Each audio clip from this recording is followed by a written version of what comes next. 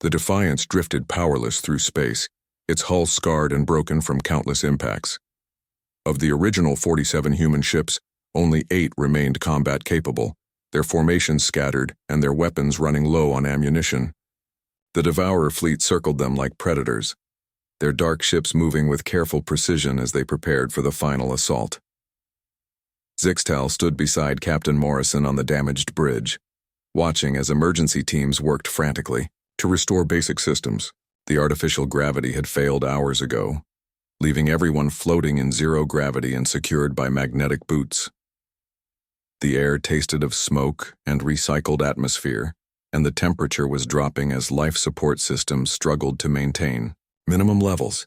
20 minutes until evacuation completion, Lieutenant Brooks announced from her damaged console.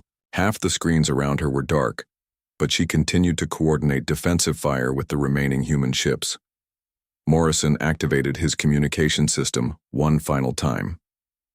"All ships, this is Morrison. You've done everything I could ask, and more. The civilians are almost clear. Anyone who wants to make a run for it now, you have my blessing." The responses came back immediately, voices crackling through damaged communication arrays. Negative Defiance. Phoenix is staying. Independence holding position. Yorktown stands with you, Captain. Morrison smiled despite the desperate situation. Then let's make this count. Lisa, how's that reactor overload coming?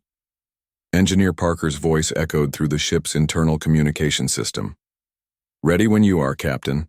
But once I trigger it, we've got maybe 2 minutes before the whole ship goes up. Understood. Wait for my signal. Zixtal watched the tactical display with growing amazement. The humans had no chance of survival, no hope of victory, and no possibility of escape.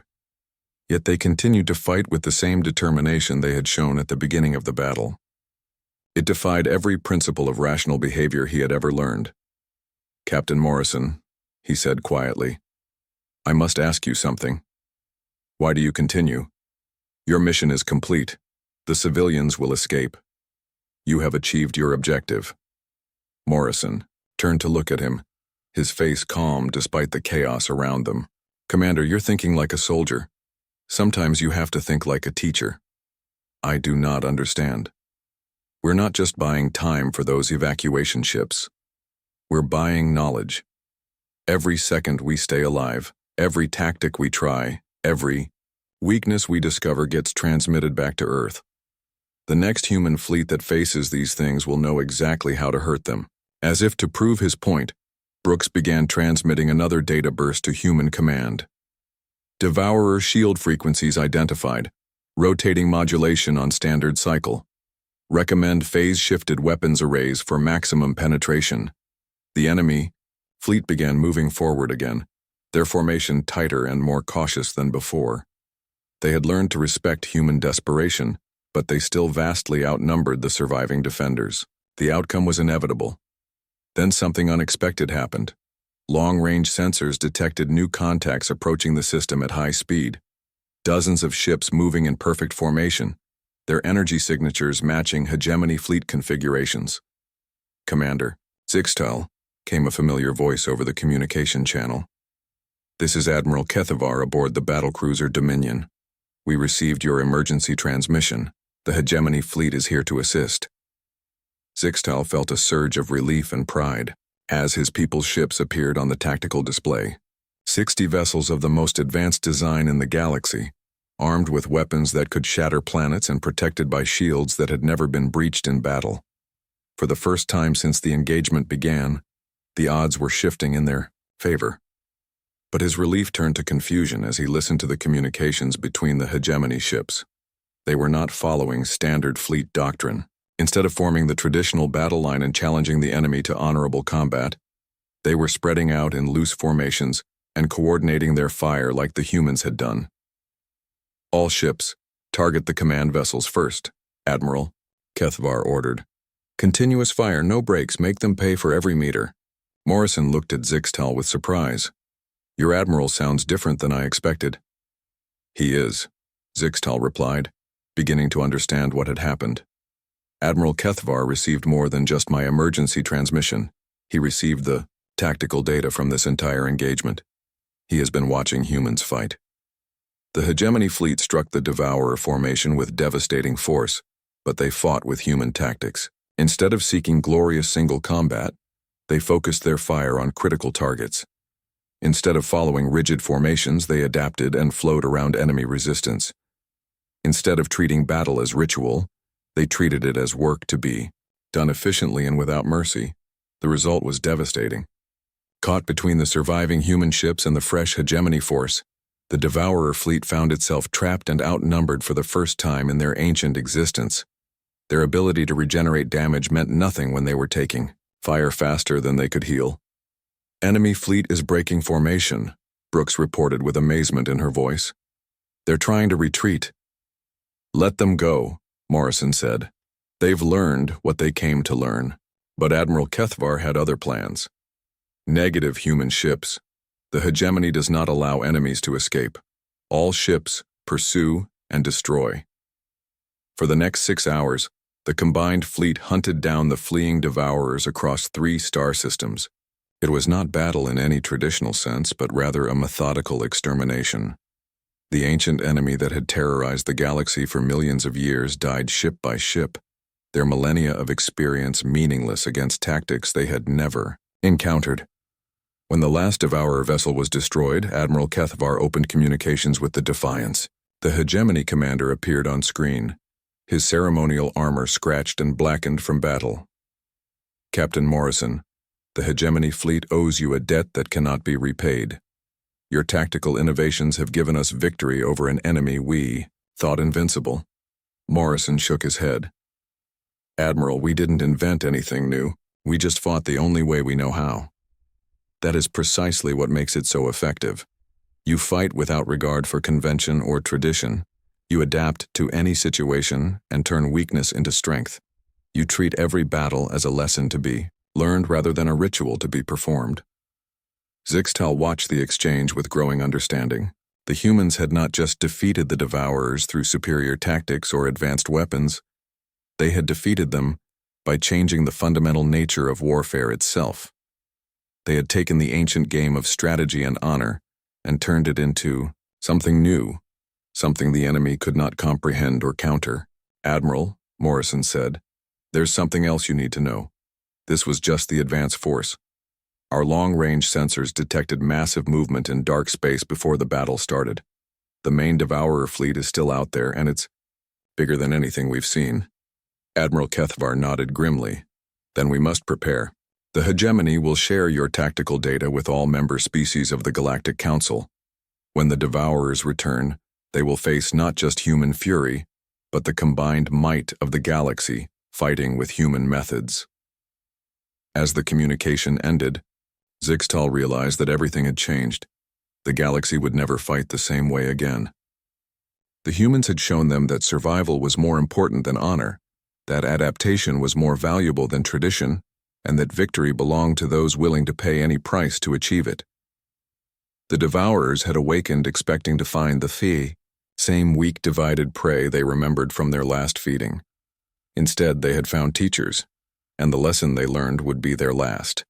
The first Devourer ships appeared on the edge of the system 3 days later, dark shapes that seemed to absorb light rather than reflect it. Zixtal watched from his command post aboard the Defiance as the enemy vessels moved with unnatural grace through space. They looked like living things rather than machines, with hulls that rippled and flowed like water made solid. Captain Morrison stood at the center of his bridge, calm as still water, despite facing an enemy that had destroyed entire star systems. Around him, his crew worked with quiet efficiency, checking weapons and running final system diagnostics. Lieutenant Brooks called out sensor readings in a steady voice while Sergeant Garcia prepared his Marines for possible boarding action. 30. Enemy ships confirmed, Brooks announced. They're moving in formation toward the outer planets. Estimated time to civilian evacuation zones is 6 hours. Morrison nodded and opened communications to the fleet. All ships, this is Defiance actual. Weapons free, engage at will. Let's give these things something to think about. The human ships moved first, accelerating toward the enemy with engines burning bright blue against the darkness. They spread out in a loose formation that looked chaotic compared to the precise battle lines favored by hegemony doctrine. Zixtal had expected more ceremony, perhaps ritual challenges or formal declarations of war. Instead, the humans simply began shooting. The first exchange of fire lit up space with energy beams and missile trails. Human weapons were less powerful than hegemony plasma cannons, but they fired faster and with greater accuracy. Zixtal watched with professional interest as Lieutenant Brooks coordinated targeting data between ships, allowing the entire human force to focus fire on individual enemy vessels. The Devourers responded with weapons that defied understanding. Their ships fired beams of pure darkness that seemed to drain energy from anything they touched. When human missiles struck their hulls, the damage appeared to heal within minutes, metal flowing back together like liquid. Direct hit on enemy cruiser, Brooks reported. Minimal damage, target is regenerating. Keep hitting it, Morrison replied. Everything has limits. We just need to find theirs. For 2 hours the battle continued with neither side gaining clear advantage. The humans fought with skill and determination, but their weapons seemed to have little lasting effect. The Devourers pressed forward slowly, absorbing damage and learning from each encounter. Their return fire became more accurate as the fight progressed. Then the long-range sensors detected something that changed everything. Thousands of new contacts appeared at the edge of the system, moving at impossible speed. The main Devourer fleet had arrived, and it was larger than anyone had imagined. Sweet Mother of God, Brooks whispered as the tactical display updated with the new data. 3,000 ships. Maybe more. They're everywhere. Zixtal felt his blood turn cold as he stared at the numbers. This was not a raiding force or an advance guard. This was an armada capable of sterilizing entire sectors. The combined human and hegemony fleet numbered less than 200 ships. They were outnumbered 15-1 by an enemy that could repair battle damage faster than they could inflict it. Morrison's face was grim as he studied the tactical situation. Communications, get me fleet command. Emergency priority. The response came within minutes. Admiral Harrison appeared on the main screen, his expression tight with concern. Jake, we're seeing the same data. This is way beyond what intelligence predicted. I'm ordering full withdrawal to the inner defense line. Sir, there are still 3 million civilians on the outer planets. The evacuation isn't complete. I know that, Captain. But we can't save them if we throw away the fleet. Fall back to rally point 7 and prepare for the next engagement. That's an order. Morrison was quiet for a long moment, his eyes moving between the tactical display and the status reports from the evacuation zones. Zixtal could see the calculation in his face, weighing duty against mathematics, honor against survival. Negative. Admiral, we're staying. The silence on the bridge was complete. Even the background hum of ship systems seemed to quiet as everyone absorbed what their captain had just said. Admiral Harrison's face flushed red with anger and disbelief. Captain Morrison, you will comply with orders and withdraw immediately. That is a direct command. Sir, I understand the order, but I won't abandon 3 million people to die while we run away.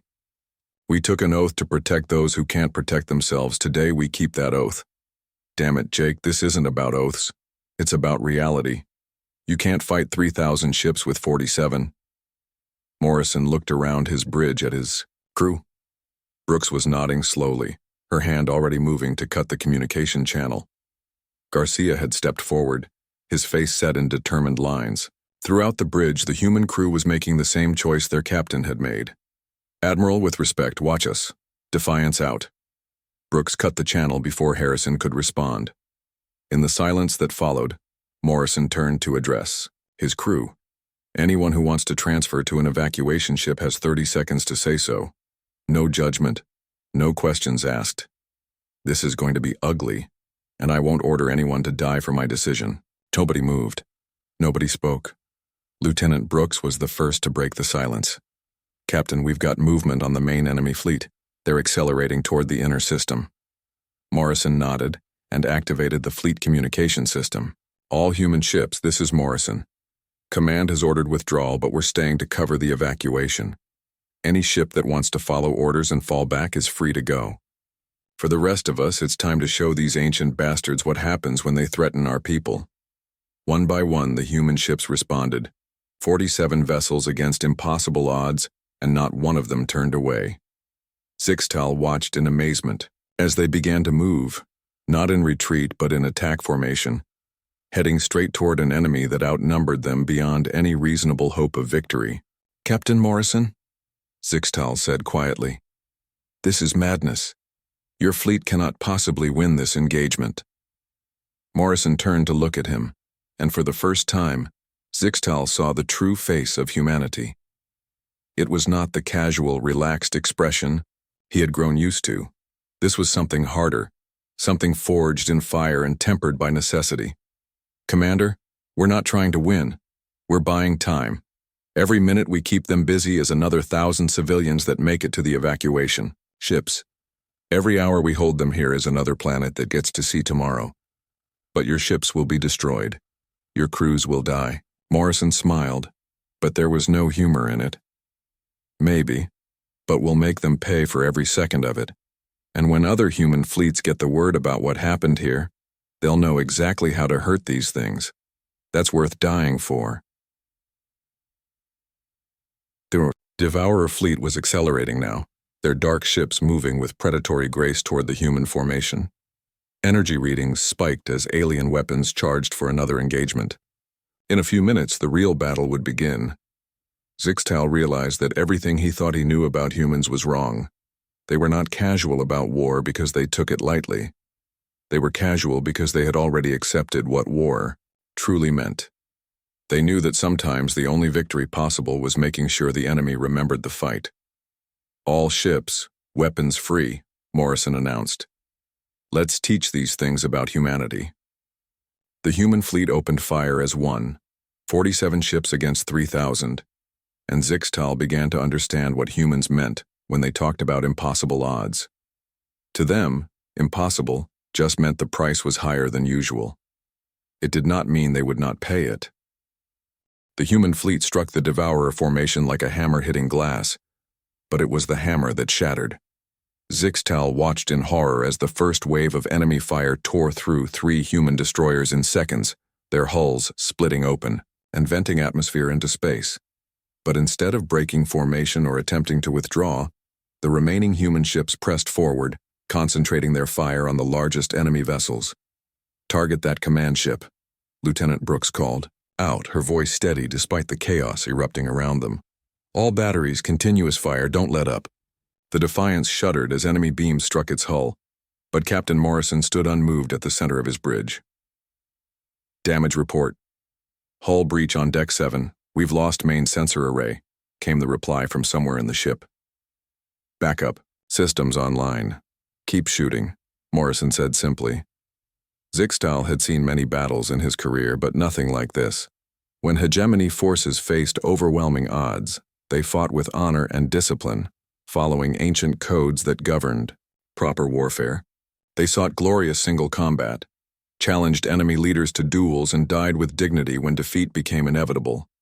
The humans fought like wild animals. Lieutenant Danny Walsh's fighter squadron dove straight into the enemy formation, weaving between massive Devourer ships while firing at point-blank range. When his wingman's craft took a direct hit and began spinning out of control, Walsh did not pull back to safety. Instead, he accelerated toward the nearest enemy cruiser, his damaged fighter trailing fire and debris. "Danny, what are you doing?" Brooks demanded over the communication channel. "Something stupid," Walsh replied, and Zixtal heard him laughing. "Tell my wife I love her." The fighter struck the Devourer ship at full speed, its reactor overloading in a brilliant flash that carved a massive hole in the alien hull. The enemy vessel began to list, its regenerative system struggling to repair such extensive damage. "Crazy bastard," Sergeant Garcia muttered, but his voice carried admiration rather than criticism. The battle continued with savage intensity. Human ships that lost their main weapons rammed enemy vessels or used their hulks as shields for other ships. When the destroyer Portland lost all power and began drifting helplessly, its crew manually detonated the torpedo magazine rather than let the ship be captured. The explosion took 2 Devourer frigates with it. Chief Petty Officer Rachel Stone, found herself trapped in a breached section of the Defiance when enemy boarding craft attached to the hull. Instead of surrendering or trying to escape, she armed every explosive device she could find and waited. When the alien boarders cut through the airlock, she triggered the charges, taking 3 of them with her in a blast that sealed the breach permanently. "Stone's section is gone," Garcia reported, his face grim. "But she stopped the boarding party." Morrison nodded once, his jaw tight. "She bought us time. Make it count." Zixtal could not understand what he was witnessing. These humans fought without regard for their own survival, throwing away their lives for minimal tactical advantage. It violated every principle of rational warfare he had ever learned. Yet somehow, their seemingly suicidal tactics were having an effect. The Devourer fleet, ancient and experienced beyond measure, began to show signs of confusion. Their formations wavered as human ships executed maneuvers that made no sense according to conventional strategy.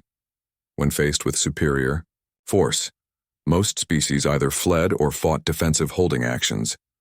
The humans did neither.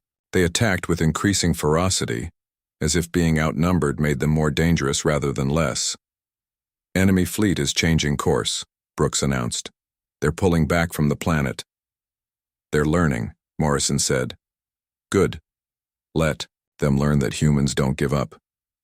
The Defiance took another massive hit, this one penetrating deep into the ship's hull. Emergency lights bathed the bridge in red as damage control teams rushed to contain fires and seal breaches. Half the crew stations were unmanned now, their operators either dead or helping with repairs. "We've lost main engines," someone reported. "Maneuvering thrusters only." "Then we'll fight where we are," Morrison replied. Engineer Lisa Parker appeared. On the communication screen, her face streaked with soot and blood. "Captain, I can give you one more full power blast from the main guns, but it'll overload the reactor. Ship won't survive it." Morrison looked around his damaged bridge at the faces of his surviving crew. They were exhausted, wounded, and facing certain death, but not one of them suggested surrender or retreat. "How long until the evacuation ships clear the system?" he asked. 40 minutes, Brooks answered. "Then we hold for 40 minutes. Lisa, prepare your overload. When I give the word, we're going to take as many of these things with us as we can." Zixtal finally found his voice. "Captain Morrison, this is madness. Your ship is crippled. Your fleet is destroyed. There is no shame in surrender when faced with impossible odds." Morrison turned to look at him, and Zixtal saw something in the human's eyes that made him step backward. It was not madness or desperation. It was something far more frightening. Absolute determination. "Commander, you don't understand humans. Yet. We don't fight because we think we can win. We fight because someone has to. Those are our people on those planets. Our families, our children, our future. And as long as even one of us is still breathing, we'll keep fighting." The Devourer fleet regrouped and began another assault, this time approaching more cautiously. They had learned that humans would sacrifice everything for tactical advantage, and they adapted their strategy accordingly. But the lesson came too late to save them from learning another truth about humanity. When humans knew they were going to die, they stopped caring about survival and started caring about revenge. The remaining human ships formed a defensive sphere around the Defiance, protecting their crippled flagship with everything they had left. As enemy forces closed in, they began broadcasting on all frequencies. Not surrender offers or pleas for mercy, but messages to other human fleets. "This is Captain Sarah Martinez of the destroyer Phoenix. The Devourers regenerate damage but can be overwhelmed with concentrated fire. Target their command nodes first." Lieutenant Commander Pete Collins, Cruiser Independence. Their boarding craft are vulnerable to explosive decompression. Vent atmosphere when they attach. Commander Beth Taylor, Phoenix Squadron. They learn from each engagement, but they're slow to adapt to suicide tactics. Use that against them. Zixtal realized with growing amazement that the humans were treating their last battle as a learning experience. Even as they died, they were gathering intelligence and transmitting it to their people. They were turning their defeat into a weapon for future victories. 30 minutes to evacuation completion, Brooks announced. Morrison activated the ship-wide communication system. "All hands, this is the captain. We've done our job. The civilians are almost clear. Now we do what humans do best. We make sure these alien bastards remember this day for the rest of their very short lives. The Devourer fleet began its final approach, 3,000 ships converging on the handful of human survivors. But Zixtal could see something in their movement patterns that had not been there before. Hesitation, uncertainty, fear. For the first time in their million-year existence, the Devourers had encountered prey that fought back with such savagery that victory came at a price they were not sure they wanted to pay, and that hesitation would be their downfall. Because humans had taught them the most dangerous lesson in the galaxy. Sometimes the hunted become the hunters. Commander Zixtal stood on the bridge of his warship and watched the human vessel approach through the dark space between stars. The ship looked wrong to his eyes, all sharp edges and gray metal, where proper warships should curve and flow like the bodies of great hunters. His people, the hegemony, had built ships for 10,000 years. They knew how war machines should look. This human thing looked like someone had welded together pieces of scrap metal and hoped for the best. The communications panel buzzed with an incoming message. Captain Jake Morrison appeared on the screen, a human male with short brown hair and tired eyes. He wore a simple blue uniform without the ritual scarring that marked true warriors among civilized species. When he spoke, his voice was calm and steady, nothing like the proud battle cries Zixtal expected from a ship commander. Commander Zixtal, welcome to the Defiance. We're ready to receive you for the joint operation briefing. Zixtal gathered his ceremonial weapons and boarded the transport shuttle. As they approached the human ship, he studied its design more closely. The hull was covered in strange markings and symbols. Some looked like numbers and letters, but others seemed to be pictures. A warrior with a sword, a flying creature with spread wings and words in human script that his translator could not decode. The docking bay was loud and filled with the smell of burning metal and strange chemicals. Human crew members worked around machines Zixtal did not recognize. They wore simple clothes instead of proper armor, and many had their faces uncovered. A few stopped their work to stare at him as he passed. Their expressions were curious rather than respectful. No one bowed or made the ritual gestures of greeting between warriors. One human, a female with blonde hair tied back, actually smiled and waved at him. Captain Morrison met him at the entrance to the ship's interior. The human was smaller than Zixtal had expected, barely reaching the hegemony commander's shoulder. His handshake was firm but brief, lacking the formal strength display that proper warriors use to show their power. As they walked through the ship's corridors, Zixtal noticed how different everything was from his own vessel. The walls were plain metal painted white, with pipes and cables running along the ceiling in full view. On hegemony ships, such things were hidden behind beautiful panels that showed the glory of their builders. Here, everything was exposed and practical. The lighting was harsh and bright, and the air tasted of recycled atmosphere and human sweat. Your ship is very different from ours, Zixtal said as they walked. Morrison nodded. We build them to work, not to look pretty. Form follows function, as we say. Every part has a purpose, and if it breaks, we can fix it fast.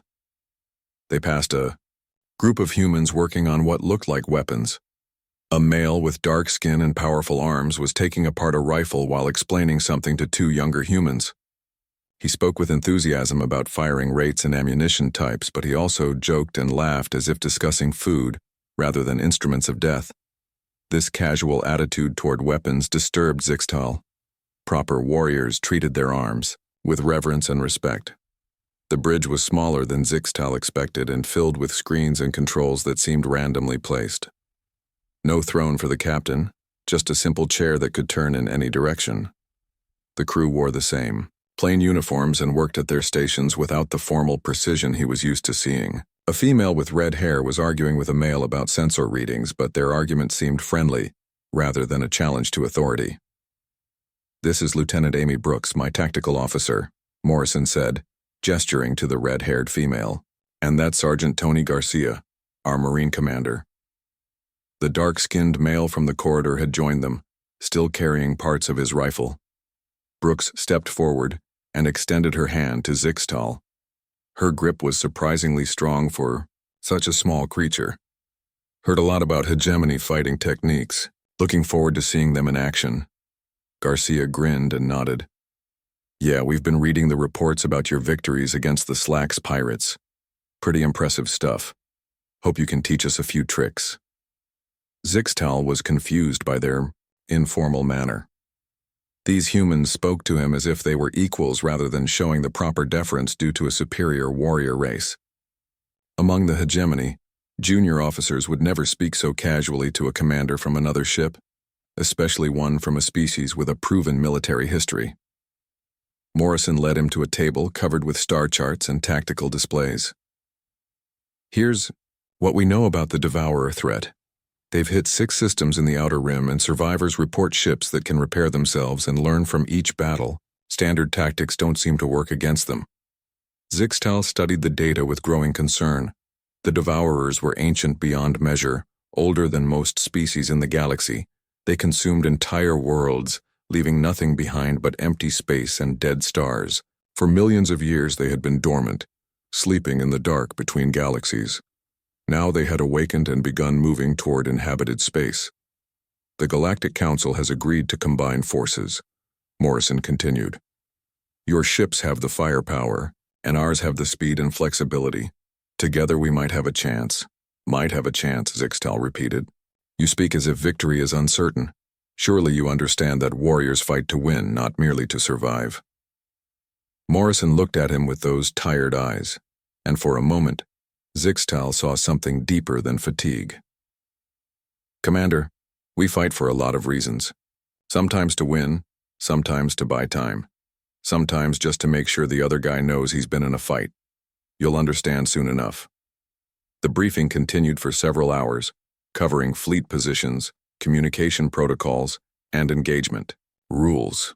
Zixtal was impressed by the humans' tactical knowledge and their willingness to adapt their plans based on new information. But he remained troubled by their casual attitude toward what was clearly going to be the most dangerous battle any of them had ever faced. As the meeting ended, Zixtal prepared to return to his own ship. Morrison walked him back to the docking bay, where the transport shuttle waited. The human captain paused before they said goodbye. Commander, I know our ways seem strange to you. We don't have the same traditions as your people. But when the shooting starts, you'll see what we're really made of. Humans fight differently than other species. We fight like our lives depend on it because usually they do. Zixtal climbed aboard his shuttle and watched the human ship grow smaller as they pulled away. He had read the reports about human military capabilities, studied their victories and defeats, analyzed their weapons and tactics. But nothing had prepared him for the reality of meeting them face to face. They seemed so ordinary, so unremarkable. Yet something in Captain Morrison's voice suggested there was more to these creatures than appeared on the surface. As his shuttle approached his own warship, Zixtal looked back one more time at the Defiance. Soon, they would face an enemy that had destroyed civilizations across the galaxy. He hoped these strange humans knew something about war that the data files had not revealed. Because if they did not, they were all going to die. 6 months after the battle at the Outer Rim, Zixtal stood on the bridge of a ship that would have been impossible before humans taught the galaxy how to fight. The vessel combined hegemony engineering with human tactical design, its hull covered in armor plates that could be jettisoned as improvised weapons and its weapons arrays designed for rapid adaptation rather than ceremonial beauty. Around him, a crew of mixed species worked with efficiency that would have amazed him a year ago. A Slacks engineer coordinated with a human technician to modify torpedo warheads for maximum effect against regenerating hulls. A Tyranny warrior practiced human-style rapid-fire techniques with weapons designed for accuracy rather than honor. Even the ship's name reflected the change that had swept through the galaxy. The Defiant, named after the human vessel that had taught them all the true meaning of determination. The long-range sensors had been tracking the main Devourer fleet for weeks as it moved through dark space toward the inner systems. Intelligence estimates suggested nearly 50,000 ships, a force large enough to consume entire sectors before anyone could mount an effective defense. But this time, the galaxy was ready. Admiral Zixtal, came a voice from the communication station.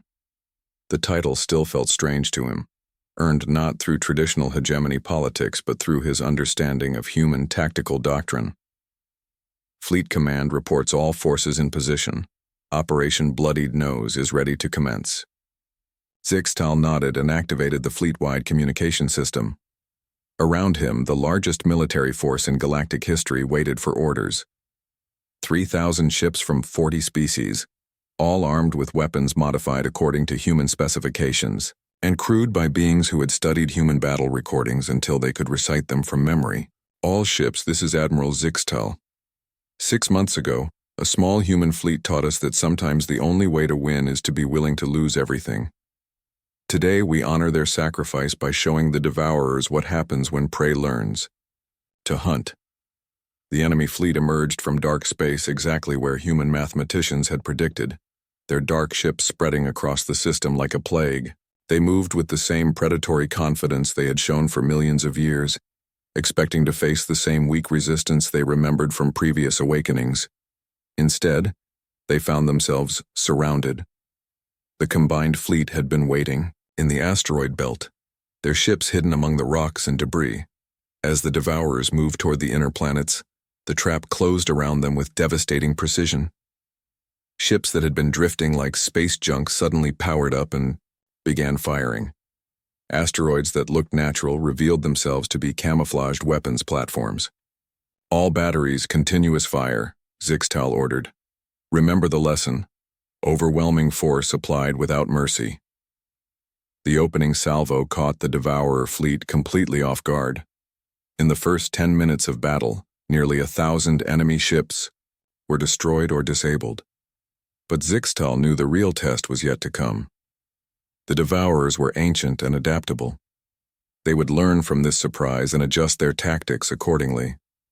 "Enemy fleet is regrouping," reported Commander Lisa Parker from her position aboard the human ship Vengeance. She had survived the battle at the Outer Rim and now served as tactical coordinator for the entire operation. "They're trying to break out toward open space." "Let them try," Zixtal replied. "All ships, execute Maneuver 17. Maneuver 17 was pure human innovation, a tactical formation that looked like chaos but was actually carefully orchestrated to deny the enemy any stable target. Ships moved in unpredictable patterns, firing from unexpected angles and using debris and wreckage to mask their movements. It was the antithesis of traditional military doctrine, and it was devastatingly effective. The Devourer fleet, designed to fight conventional formations and predict enemy movements, found itself unable to adapt fast enough. Their regenerative abilities meant nothing when they were taking damage from all directions simultaneously. Their learning algorithms became confused when faced with tactics that seemed to change randomly every few minutes. "This is Captain Jake Morrison aboard." The new Defiance, came a familiar voice over the communication channel. Morrison had refused a promotion and insisted on commanding another ship rather than accepting a desk job. "I'm seeing panic in their formations. They're not used to being the ones getting hunted." Zixtal smiled as he watched the tactical display. The humans were right, as usual. For the first time in their million-year existence, the Devourers were experiencing fear. They had always been the apex predators, the unstoppable force that consumed everything in their path. Now they were learning what it felt like to be prey. "Admiral," Parker reported, "we're detecting massive energy buildup in the enemy command ship. They might be preparing some kind of superweapon." "All ships, focus fire on the command vessel," Zixtal ordered. "Do not let them complete whatever they are planning."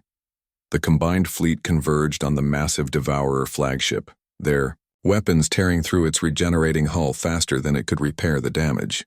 But even as it died, the ancient ship managed to transmit one final message across dark space. Zixtal listened to the alien transmission with growing understanding. It was not a call for help or a report on tactical developments. It was a warning.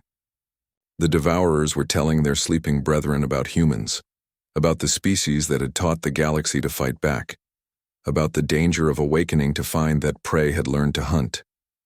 "Sir," Morrison's voice crackled over the communication system. "Our linguists are picking up something interesting from that transmission. The Devourers are calling off their awakening cycle. They're going back to sleep. Zixtal felt a surge of amazement as he processed this information. The ancient enemy that had terrorized the galaxy for millennia was choosing dormancy over facing an enemy they could not understand or defeat.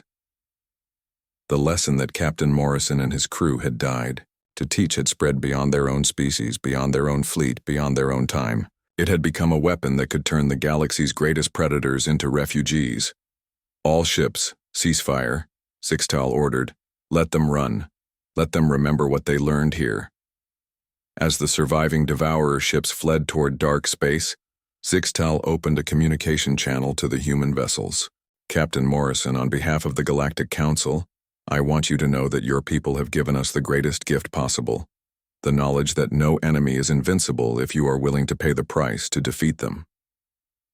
Morrison's image appeared on the main screen, and Zixtal was struck by how much the human had changed. The casual, relaxed expression was gone, replaced by something harder and more focused. But the determination was still there, stronger than ever.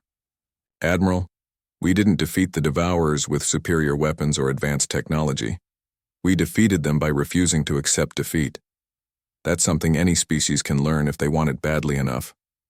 As the fleet began the journey home, Zixtal reflected on everything that had changed since his first meeting with humans. The galaxy would never be the same. War itself had been transformed from a ritual of honor into a tool of survival. Species that had fought according to ancient traditions for thousands of years were learning to adapt and improvise like humans. The weak were becoming strong, and the strong were becoming unstoppable. But most importantly, the galaxy had learned the most dangerous lesson humans had to teach, that sometimes the greatest victory was not winning, but making sure your enemy regretted fighting you in the first place. Standing on the bridge of his ship, surrounded by beings from dozens of worlds who now fought with human determination and human fury, Zixtal finally understood what Captain Morrison had tried to tell him months ago. Humans did not fight because they were fearless. They fought because they were afraid of what would happen if they did not fight. And that fear, shared with others and channeled into determination, had become the most powerful force in the galaxy. The Devourers had learned too late that when humans taught other species to be afraid, those species learned to make their enemies afraid as well. The age of easy predation was over. The galaxy had learned to fight back, and it had learned from the best teachers possible, a species that refused to accept defeat even when victory was impossible. In the end, that refusal had made victory inevitable. Zixtal looked out at the stars and knew that somewhere in dark space, ancient enemies were choosing sleep over war because they had finally met prey that was more dangerous than they were. And that, he realized, was the moment he truly understood what humans meant when they talked about fear.